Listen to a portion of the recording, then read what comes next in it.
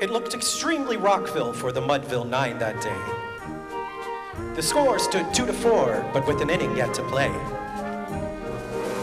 So when Cooney died at second and Burroughs did the same, a pallor wreathed the features of the patrons of the game. A straggling few got up to go, leaving there the rest, with that hope which springs eternal within the human breast. For they thought, if only Casey could get a whack at that, they'd put even money now with Casey at the bat.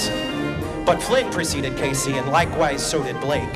And the former was a puddin', and the latter was a fake. So on that stricken multitude a death-like silence sat, for there seemed little chance of Casey getting to the bat.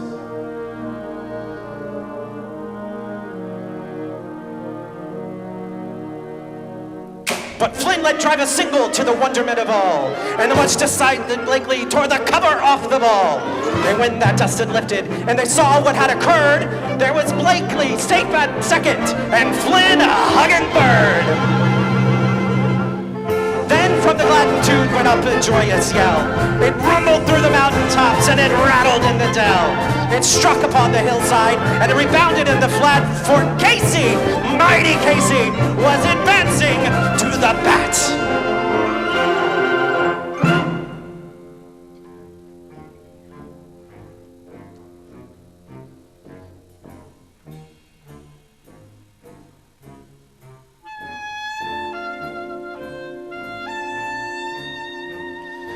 There was ease in Casey's manner as he stepped into his place.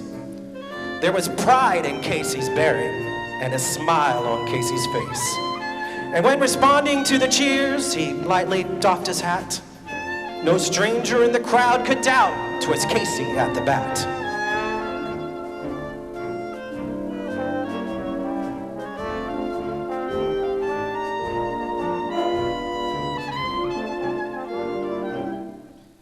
"10,000 eyes were on him as he rubbed his hands with dirt.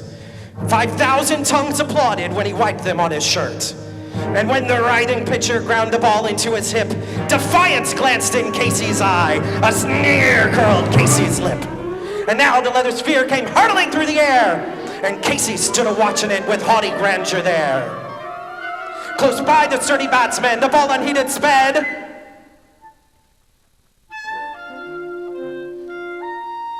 "That ain't my style," said Casey.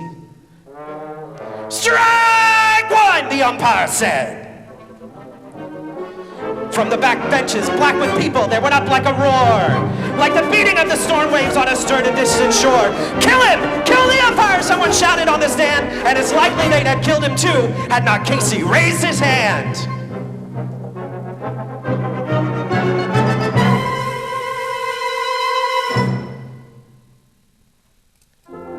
With a smile of Christian charity, great Casey's visage showed. He stilled the rising tumult, and he made the game go on.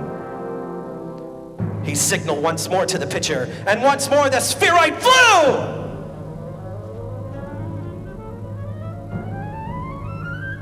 But Casey still ignored it, and the umpire said, "Strike two!" "Fraud!" cried the maddening thousands, and the answer echoed, "Fraud!" But one scornful look from Casey, and the audience was awed.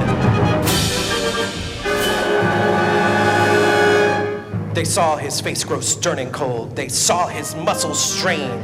And finally, they knew that Casey wouldn't let the ball go by again.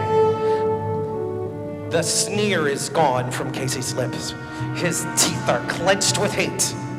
He pounds with cruel vengeance his bat upon the plate. And now the pitcher holds the ball. And now he lets it go. And now the air is shattered by the force of Casey's blow.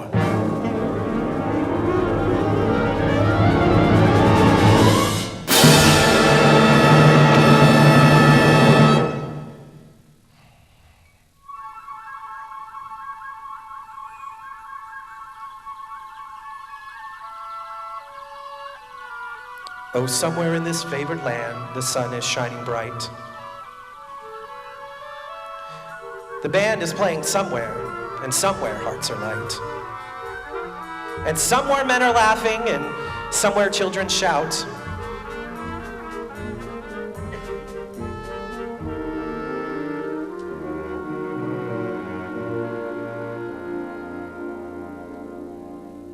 But there is no joy in Mudville.